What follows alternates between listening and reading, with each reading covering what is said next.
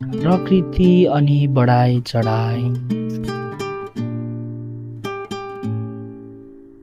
प्रकृतिको कहिल्यै बढाइ चढाइ गर्नु पर्दैन, यो सत्य सधैँ मेरो मनमा बसेको छ। हामी यहाँ आएका थियौँ अन्जान, जिज्ञासु अनि निर्दोष, तर यात्राको बाटोमा हामी मोडिएका छौँ। गहिरा गहिरा पोखरीहरूतिर, अँध्यारा गल्लीहरूतिर, दैनिक हलचल, भिड र प्रतिस्पर्धामा दौडँदै।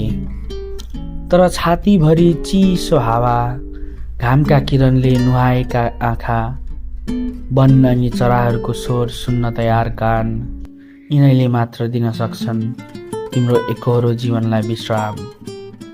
यिनले तिमीलाई फेरि ताजापन र सन्तुष्टि दिलाउँछन्, तिमीलाई सिकाउँछन् तिम्रो सानो संसारबाट बाहिर निस्कन र यो विशाल ब्रह्माण्डको भव्यता महसुस गर्न।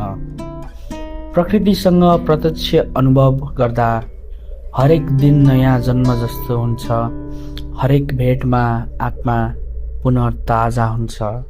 त्यसैले फेरि भन्छु, प्रकृतिलाई कहिल्यै पनि बढाइ चढाइ गर्नु पर्दैन।